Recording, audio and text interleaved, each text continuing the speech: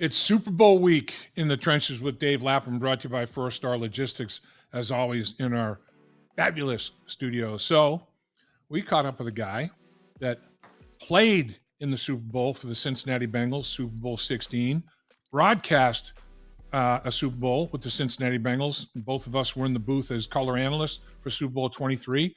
And then he coached a Super Bowl with the Pittsburgh Steelers. Ben Roethlisberger throws a game-winning touchdown pass to win the football game. I couldn't find anybody else that has played, broadcast, and coached a Super Bowl. The trifecta.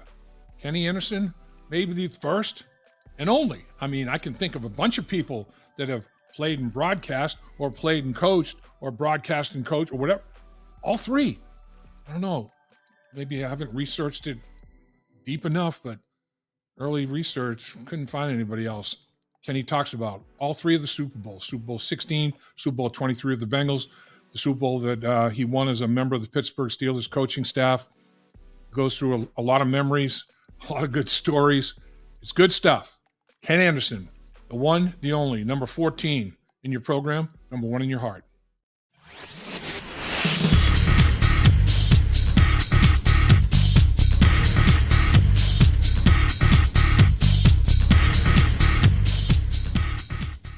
Thanks for joining us once again in the trenches with Dave Lapham, brought to you by First Star Logistics, as always, emanating from our outstanding studios. And it is Super Bowl week. So in honor of Super Bowl week, we have to get a guy by the name of Ken Anderson, who was league MVP in 1981, our first Super Bowl, Super Bowl XVI, the 81-82 season. But Kenny, I was thinking about this. Ken Anderson played in Super Bowl XVI, broadcast Super Bowl XXIII, coached in the Super Bowl with the Pittsburgh Steelers. I was trying to find an answer to this question. How many guys? There have been plenty of guys that have played and coached, played and broadcast, or whatever. There's a good number, but not a crazy number, but a good number. But how many guys have done all three? Played, broadcast, and coached in the Super Bowl? Do you have any idea? I have none, and I never even thought about that until you brought it up. I think you might be it. I'm like, this is unbelievable. I mean, who else has done that? I mean, Merlin Olsen. Okay, well, he didn't. He didn't coach in the Super Bowl. John Madden. He didn't play in a Super Bowl. My man played, broadcast, coached in three different Super Bowls. I think you're an NFL like one and only. I swear, man. I can't. The story I remember about broadcasting was down in Miami. Yeah. And I had a chance the morning of the game before the buses left to go to the hotel to go out and do a flag football game on the beach and make some money. Yeah, yeah. And I'm coming back, and now they got the bridges go up and boats are go underneath. Now I'm sweaty and all this other stuff. And I get a block from the hotel, and I get out and I throw the keys to the bellman, take it, I hop on the bus. And then, we had to do a TV thing afterwards, but it was supposed to be back at the hotel. So I'm thinking, okay, it's just radio. Nobody's going to see me there. And then Channel 12 changed everything, and we did it live from the stadium. So yeah. That was not such a great memory of my broadcasting of the game. Oh man, how about let's take each Super Bowl. Oh, by the way, though, First Star just presented me with this morning. They made a bobblehead, and it's got our First Star Logistics logo. But I'm thinking, this is back in the day. This is back in the day, young player kind of thing. And I'm wondering, I wonder if Kenny will recognize that. Yeah, full head of dark hair. Full head of dark, absolutely, absolutely. Oh my gosh! All right, so had the pleasure of rooming with you, obviously, which is like, man, I can't believe I'm rooming with Ken Anderson. And we go to Super Bowl XVI. What is your biggest memory, or what when you think Super Bowl XVI, what comes to mind to Ken Anderson first and foremost? I think several things, Lap. I think the first thing was, the euphoria of winning the AFC Championship game when it was minus 59 with the wind chill. Yep. But then the next week, we stayed in Cincinnati and tried to practice, and it was so cold. And of course, we didn't have heaters or the heated benches, and you really couldn't stay out long and get a lot of work done. So we had to really get a lot of it done, at the Super Bowl site. So I don't know if that was a factor in the game or not, but I kind of always go back to that. Yeah. And then the thing is, we get off the plane in Pontiac, and first of all, do we get to go to Pasadena, San Diego, Arizona, New Orleans, Miami? No, we get the first Northern Super Bowl in Pontiac, Michigan. Beautiful Pontiac. But heck, I'm league MVP, and we get to the hotel, and we get our keys from Murdo. We go up, we go into our room because we room together, and there's no bed. I said, Lap, MVP, we got a suite. Right. We're trying to open the side doors, and all those doors are locked, and all there is a bed that pulls out of the wall. Right. And I said, this is what we get. And I said, I like you a lot, Dave, but we got to see if we can figure out something else. So we went down, and they figured out we got another room. Oh, man. I know when we first opened that door, it's like, check this out. Oh, my God. But yeah, where's the bed? It was a hide-a-bed. Yeah. Okay. Yeah, we're going to sleep in that hide-a-bed. That'd be a great story for 16. That's crazy. Man, what was the dumbest question you got, Kenny, during the week of the media swarm that happens at the Super Bowl? Now it's out of control, but it was crazy then. I mean, I never saw that amount of media. I didn't think that amount of media existed. Yeah, we didn't have a media day per se, but we didn't have your little cubicle that you go sit in and do anything. It was we're just standing around, and people kind of come up to you. And right. I know Forrest, Greg, and I were joking around for one of the pictures of it, but it's just it wasn't that big a deal. When you look at the game today, I think the pregame shows have already started. Right. But when we played, the pregame show was half an hour. Yep. It wasn't, it was Super Bowl XVI, still in its infancy, but it is such a spectacle now. But I do remember, we couldn't go through the lobby. So if we're going to go out to dinner or something like that, we got to kind of go through the kitchen and whatever. And I do remember Gary Daniels with the Lions was doing some stuff for TV and got me in trouble. He said, Kenny, let's go, Monday night we had no curfew. Let's go to I'll meet you at the Irish pub. And all the offensive line went, we all had our, you and I shared a car together, we all go out there. And right. So, I'm the first one to leave. And I go down to breakfast the next morning, and I'm early to go down there, and the coaches are kind of giggling. I said, hey, did you have a good time last night? And I said, well, yeah, we went out there, the old line and that. So, oh, yeah, here it is in the paper. Kenny Anderson was seen at the Irish pub last night dancing with 3 women and drinking beer till the wee hours of the morning. Oh, what? So, yeah. Everybody's trying to get the scoop, right? Yeah. Yeah. Oh, yeah. And then, so there wasn't a lot around Pontiac, but I think we found some pizza joint that was a couple blocks away that we could go down to. They had picnic tables in it that we could go down and have a few beers before we went to bed. Yep. And Kenny, I'm this innocuous offensive lineman, but I'm rooming with the MVP. So a bunch of these guys come up to me and, surround me and start asking me all kinds of questions about you. They're trying to get me to slip up about whatever and have this, I got this. They're asking me, okay, what type of underwear? Is he a boxer shorts guy? I'm like, what are you guys talking about? I'm like, that was the dumbest question I got. What was the dumbest question you got? I really don't remember. Yeah. That was kind of, just, all a blur, leading up to it. And, if, again, it was the first time in a northern city. So, we won the flip. And so we got to practice at our normal time in the afternoon, and the 49ers had to go in and practice in the morning. So as we're coming in, they're going out. So, you saw them every day. I saw Bill Walsh, every day during the week. He and I had a special relationship, from, he kind of started my career here in Cincinnati, and sure was then his first Super Bowl win with the 49ers. But, we would pass each other in the hallway every day. What was it, Kenny, about Bill Walsh? What kind of bonded you and Bill Walsh? What was the magic? What clicked for you guys?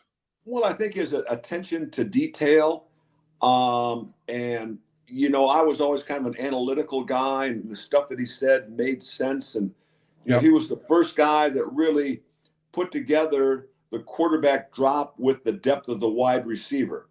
Okay, it's 3 steps for a slant, and ready to drill it in there. But all of a sudden you see this is 3 steps. Now you got to hold it, wait for the second window. We're throwing a timed out. It's, 5 quick steps, not the 5th step you're throwing. But we're throwing a turn in. Now it's 5 and a hitch, and throwing. So everything, and you had a progression to go to. I got 1, 2, 3, and I got an outlet. So everything was structured, and that kind of fit into my math mentality. Yeah, and you had that accounting background, and that all made beautiful sense to you. That's for sure. Offensively, I mean, man, we were pretty damn good. You were unbelievable, MVP, obviously, but the weapons that you had in your arsenal were pretty darn good, weren't they? Well, I mean, you talk about, Isaac Curtis was still a great player. Collinsworth, came in, was a rookie. Yep. And, he's got, over 1,000 yards as a rookie. Danny Ross had 70 catches that year as a tight end. Yeah. We had a great running game with Pete Johnson and Charlie Alexander and Archie Griffin, and, a real good third wide receiver and Steve Kreider. If we had to go 4 deep, we had David Verser, who was the #1 draft choice that year. Yep. So, and we had an offensive line that was as good as the Bengals, have ever had. And, and that's the whole key. Yeah, and you look at the depth at the tight end position, you ML Harris, Don Bass. I mean, shoot, man, it was like it not only talented, but the depth of the talent was extraordinary. I mean, put it together pretty darn well. Yeah, well, we did, and I think that's the most disappointing thing was our performance in the first half, and yeah. It all started, with me. If you remember, our opening kickoff, we kick off to them, they fumble it, we get great field position, we make a first down, and we've got 3rd and goal from the 5-yard line.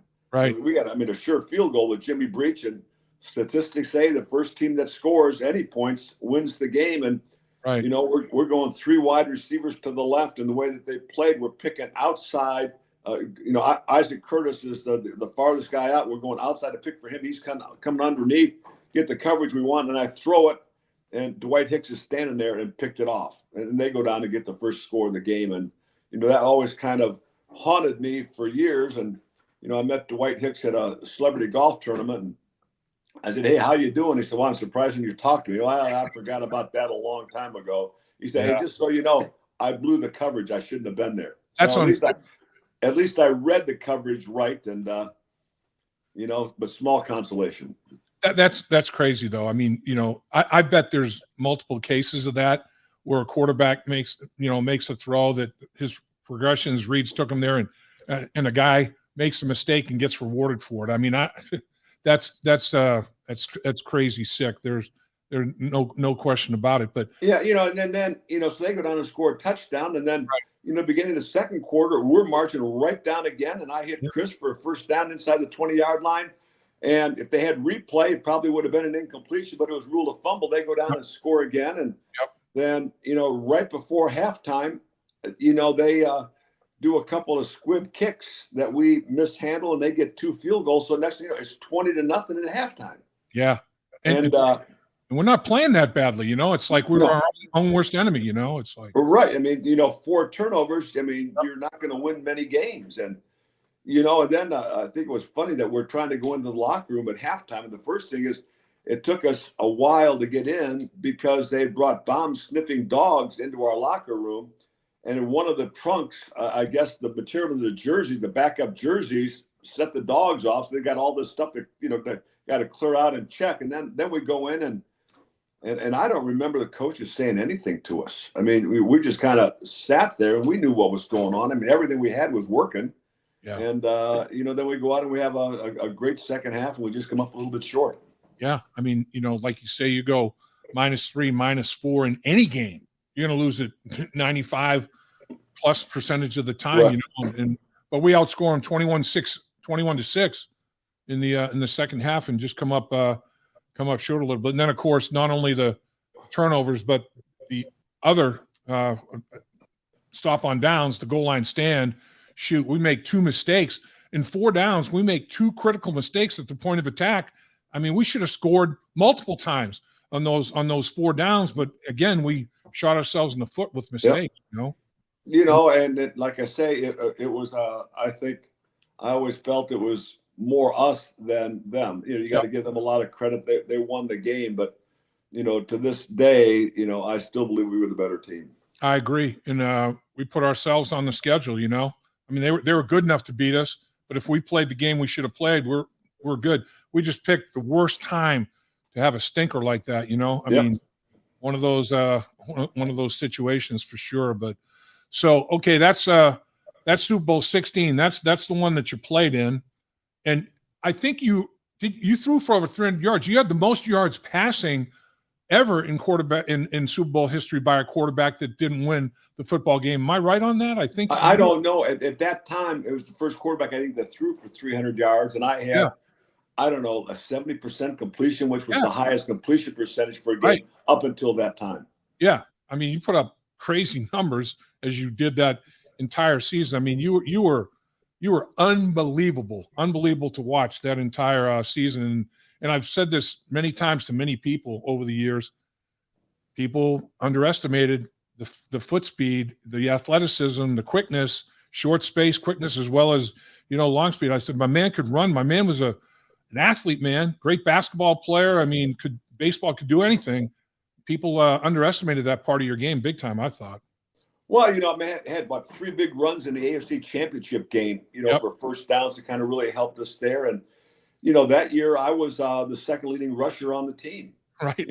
Pete Johnson had close to 1,000 yards. I had 300 yards rushing. Yep. So, it was, that was just a good team, and we were so well-rounded, offensively and defensively with, the guys that we had, up front of the defensive line and, the LeClaire and Glenn Cameron and Reggie at the linebackers. And, we got, Louis Breeden and Kenny Riley on the corners. I mean, we had a lot of talent on that football team. We sure did. There's no question about that. And I think, the one thing I may be noted for in that game is that I was the first athlete that carried their son off the field after a game. Yeah. Matt was 6 and he was close by. So I went and grabbed him and we're walking across the field. Of course, there's a lot going on and he's scared. So I pick him up, and that was the shot that was in the paper the next morning. It actually was turned into a football card, as well. And so we get into the locker room and, everybody's dejected and I'm sitting there and I'm undressing and he's, just sitting in the locker, doesn't know what to say. And I said, "Hey, Matt, what'd you think about the game?" Got this big smile on his face. He said, "Dad, it was the best halftime show I've ever seen." That picture. And then so he gets to ride the team buses back to the hotel, and most of the families are already there. Right. And so a lot of the other kids, were a little jealous that he was on the, got to ride the bus back with the team, and they're all there greeting him. I said, "Matt, what's it like in the locker room?" He said, "Man, it's great. They got all the free Coke and gum you want." So, I mean, all of a sudden, it was a good Super Bowl for somebody. No question.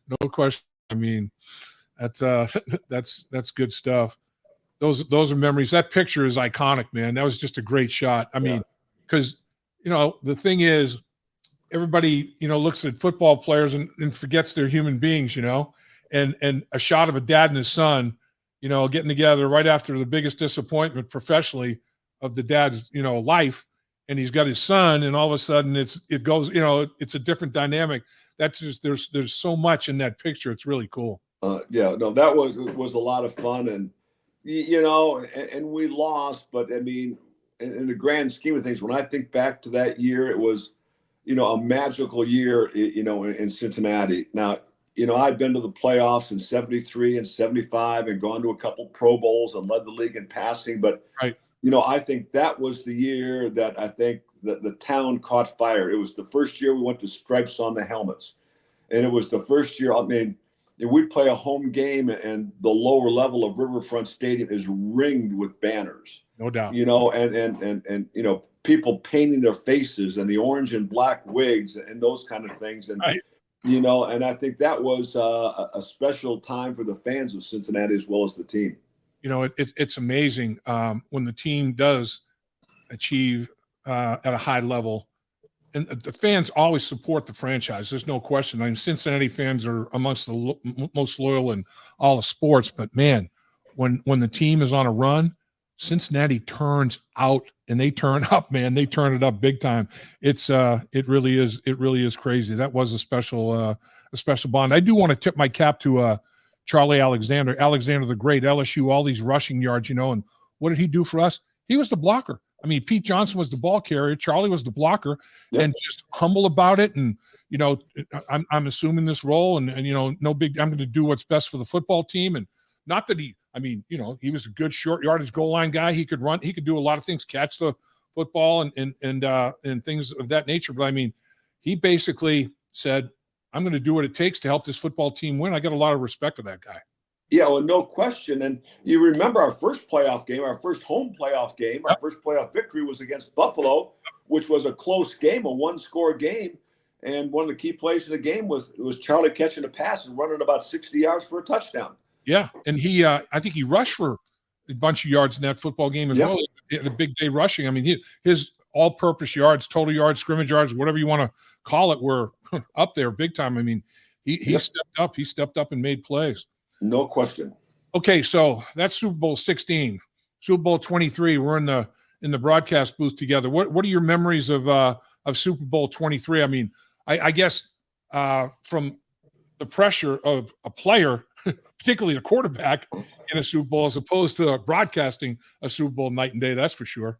Well, no, it was, but it was fun because we got to enjoy the week a little bit. Right. We weren't in meetings at night, and I was doing a radio show in the mornings and doing that from the lobby, and so you get a lot of guys going through that you get on the radio show, and our families got to be down there with us, so we got to enjoy them. I remember when our families came in, and you and I always roomed together, and we put our wives together, and we still roomed together. Right. We weren't going to change up our routine. Right. But it was just a different fact that you're broadcasting the game, and then the excitement of it. We've got the lead late, and then here comes the drive with Montana and geez, but wasn't it during that drive that he threw one, hit Lewis Phillips, our cornerback, right in the chest, and right in the chest. If he catches the ball, the game's over. And unfortunately, it was he dropped it, and they went down and beat us with 34 seconds to go. That Stanford Jennings kickoff return. I mean, I can still visualize that whole. I mean, the Red Sea parted, man. It was unbelievable how the blocking and honestly, I think there was an error in coverage. Guys got out of lanes, but they were blocked a little bit out of lanes as well. But man, that play sticks out in my mind. Like you say, Lewis Phillips. Oh my goodness, what could have been if he holds onto that football. But yeah, that game. That was something else. So, thing I remember too is Sam Weish and Bill Walsh. Those two guys going against each other. Super Bowl XXIII, the mentor and the pupil kind of thing. That was an interesting dynamic as well. No, it was, and Bill Walsh meant a lot to us. Although Sam Weish was on the team when I got there. When they drafted me, they traded Sam. Right. And he started his journeys around the league, but. Right. It would have meant a lot to both coaches. I think for Bill, that might have been his third one. But, you talk about the pressures and the toll it takes on coaches. I remember, going out of the stadium, I stopped by the 49ers locker room to congratulate him. And he was still in the shower by himself and looked like death warmed over. And then I was talking to him, I said, this is it. And then, of course, he ended up, retiring, after that one, I believe. Man. But, even sometimes even in victory, you don't get to enjoy it. Yeah, no doubt. So tell us a little bit about, coaching in a Super Bowl. You were with the Pittsburgh Steelers when Ben Roethlisberger was the quarterback. You were coaching him. You guys, win a world championship with the Pittsburgh Steelers. What was it like coaching in the Super Bowl? What's the pressure of that side of things? Well, it's, you're in the big game again. And I think most of the coaches' work is done, during the week, getting your players ready because you don't have a lot of things that are going to make a difference during the game. But I do remember one thing that happened in Pittsburgh. The only coaches that talked to the media were the head coach and the coordinators. And so I remember we go to Friday's practice, and Andrea Kramer was going to be the sideline reporter, and and I knew her for a long time, and Right. she comes up, Kenny, what's the deal on Ben's rib? He got it X-rayed last night, and I go, I don't know anything about it. And and I he was fine during the week. I never heard him complain. And so I go over to start, and I run over again. I said, "You never talk to me. Just remember, you never talk to me." And so then now it's the Sunday morning of the game, and so I mean that's the longest day in the world, And so I'm out taking a walk, and we're at our undisclosed hotel. But unfortunately, there were 3 satellite trucks outside our hotel. Right. And so I'm walking, and then one of the reporters runs up and says, "Kenny, how's Ben?" I don't know. I said, "He's fine." And I go back, and then I turn on the broadcast, and let's go to Ron Jaworski, and and we got the live report from Miami that Ken Anderson says that Ben Roethlisberger is fine. And I've known Kenny a long time, and if he says Roethlisberger's fine, he's fine. And I'm going, oh my God, now I'm nervous to death to go down to pregame meal. Ben's going to be pissed. The head coach is going to be pissed. And, luckily, so I mean, I'm a wreck. And then, we go and we get it, and nobody said anything about anything. So, we go, and things are looking good until, of course, the Warner hits, I think it was Larry Fitzgerald right down the middle for a touchdown. They got the lead, and we go into a 2-minute drill, and Ben had been great in it all year. And the first play of the 2-minute drill, he's sacked, but he overcomes that. And then, of course, throws that unbelievable pass to Santonio Holmes in the corner of the end zone for the touchdown. And we win. And I remember that, all my kids were down there. And, of course, Christy was there. And so you only got like 2 passes to come down on the field. And our security guy was there, with it. And so I get down on the field, and I see, Don Hasselbeck, who at that time was with Reebok, I think he might have been, because what's the matter? Says, I don't have enough passes for my whole family. He goes, he had a box. He said, here. So I went over, and I'm tossing them up in the stands, and my son-in-laws are jumping over. And so they all got to be down on the field and enjoy it. That's pretty darn cool. That's cool. So what was like the week when you're preparing as a quarterback to play in the Super Bowl, and you're preparing as a quarterback coach to coach in the Super Bowl? What are the similarities? What are the differences? Well, I think it's very similar for me, because I was always the guy that wanted to watch film and do that. But it's just make sure that the quarterbacks get the information that they need and don't overload them. I'm watching more film than they are.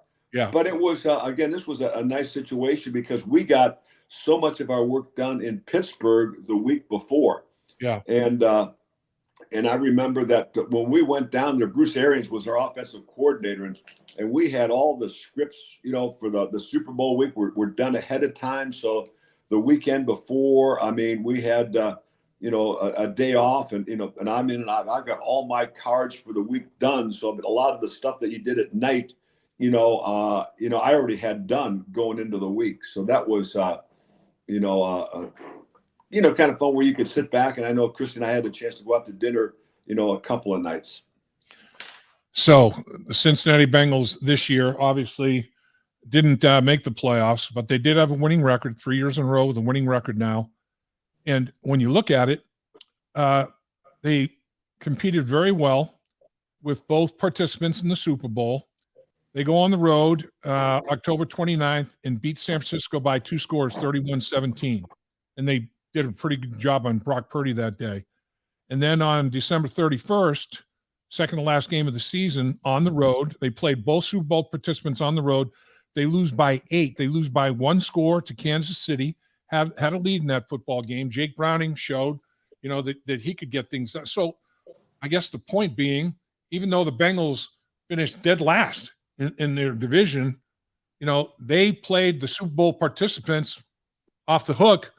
It's very, very thin line, isn't it, between the ones that get there and the ones that don't? I mean, it's so competitive in the National Football League. And again, Joe Burrow missing as much time as he missed. A healthy Joe Burrow, the window of opportunity is wide open, isn't it, Kenny? No question. And you think, we got that calf injury in training camp, and he wasn't, 100% to start the season. And Right. once again, we get off to a little bit of a slow start, but then all of a sudden, Joe's Joe again. I mean, Yep. doing everything. And, we got, Jamar Chase and T. Higgins and Tyler Boyd and, Joe. I mean, things are rolling, and then it comes the wrist injury. Yep. And then I remember going to that Pittsburgh game, which was Jake's, first start.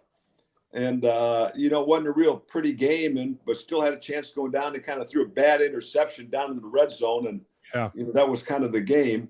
But I give the team a lot of credit. I mean, everybody had confidence in Jake. I think the coaches figured out we got to do a few little different things with him. He's under center more play action.